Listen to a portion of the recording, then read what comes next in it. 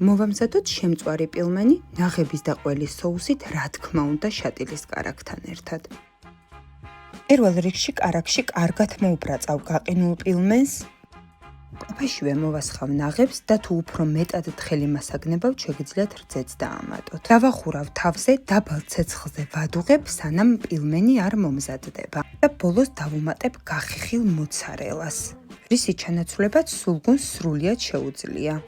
ეს არის უგემრიელესი შემდგარი კერძი, რომელიც მინდა გითხრათ, რომ უსასრულობამდე იწელება. თუ დამიჯერებთ, აუცილებლად უნდა მოამზადოთ და გასინჯოთ.